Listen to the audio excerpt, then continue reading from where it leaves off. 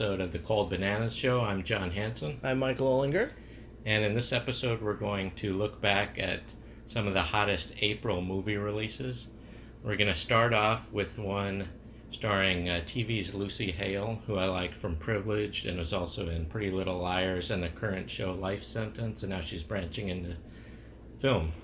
Yeah, she's branching into film. Let's put some well-deserved quotation fingers around that, because Truth or Dare is many things. I would not call it a film. There's films, there's movies, there's flicks. This is somewhere below that last one. It is just a completely derivative horror film, not scary at all.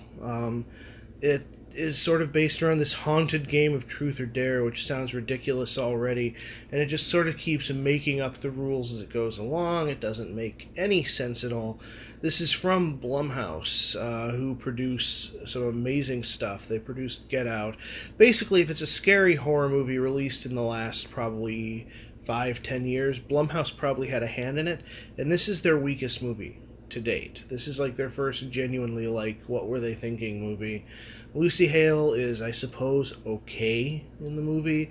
Everybody else is instantly forgettable. I guess instead of giving it 0 bananas, I'll give it half a banana, because I like the ending. The last scene in the movie shows some genuine creativity that was sorely lacking from the rest of the movie, so I'll give it half a banana for that. Okay, up next we have a comedy that's a sequel to the 2000 cult classic from the Broken Lizard comedy team, Super Troopers 2. Yeah, absolutely. And it was I've been waiting almost 2 decades for this, so it's really good that we finally have it meow. And it was just everything that I hoped it could be, which is counterintuitively not much. The charm of the first Super Troopers is that it's sort of a slovenly, sort of lazy comedy. It feels like you're hanging out with your friends when you're watching it. And this movie doesn't do the exact same thing as the first movie. It actually tells its own jokes. It has a reason for existing outside of nostalgia, which I think is very, very cool, but at the same time it has that same sort of really laid-back vibe to it. And so, the first one is probably a 3 banana movie to me, but it's a 3 banana movie that I've seen dozens of times and would watch regularly with friends over. So it's kind of the highest 3 banana you can go. Right. Super Troopers 2, I'd put right at that same level. It's 3 bananas. Okay. Next up, this movie is called American Pie with Girls by some people. What did you think of Blockers? Blockers was really good. It was really thoughtful and progressive, and took sort of this shock, gross out comedy style to a place where it could be more modern, where it could be sort of feminist and empowering in a way. It doesn't shy away from the sexuality of the 3 teen girl characters. It lets them explore that side of themselves. It has them in embarrassing situations of their own, and it's never laughing at them. It's laughing sort of with them, in the same way that we laugh with Jim's misadventures in American Pie and stuff like that. And in the American Pie movies, many times the women were punchlines. In this one, they get to be their own fully realized characters. And surrounding them is a trio of performances by parents, the blockers of the title. Leslie Mann does a fantastic job, and John Cena is hysterical.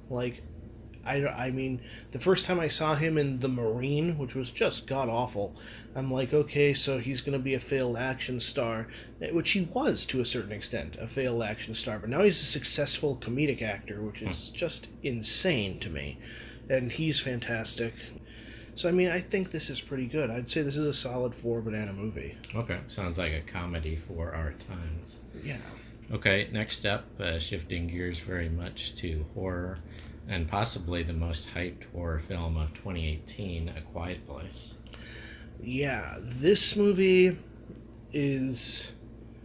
Like, it caught me off guard how good it was. I was expecting it to be fun, but this movie has such a firm command of tone and knows exactly what it's trying to be and is utterly frightening, and it does such a good job of world building. The first scene of the first, like, everything before the title shows up in this movie just lets you know exactly what you're going to get, and it's tense, and it's kind of difficult to watch through fingers as you're watching it, and from then on the tension just keeps ratcheting up.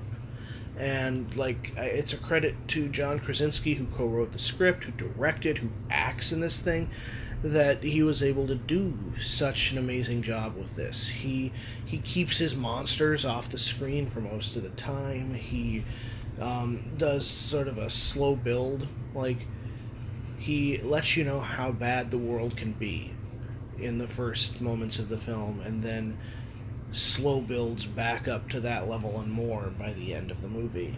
And it almost seems sort of Hitchcockian in a way, the way that he handles his world building, the way he handles the tone. I would say this is probably a 5 banana movie. This is a 5 banana movie for me, for sure. Okay.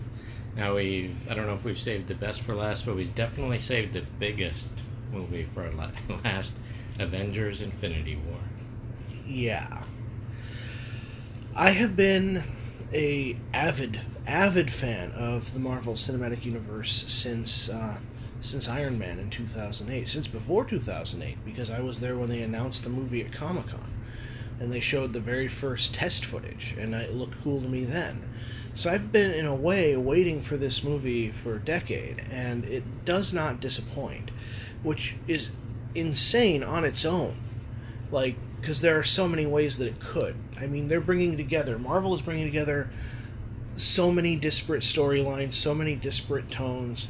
A Guardians of the Galaxy movie feels like a Guardians of the Galaxy movie, which feels different than a Black Panther, which feels different than a Thor, and so on and so forth.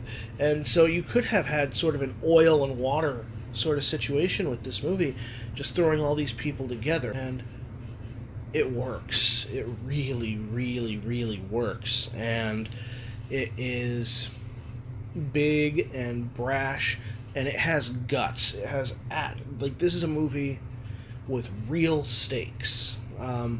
Now, everybody expects this, so I don't feel the need to say spoiler alert, but characters die in this movie, and some of them aren't going to come back. And so the film has sort of a real emotional resonance as well. Like, there were several points where I was choking up, where I was, like, crying in the theater, and I was not alone.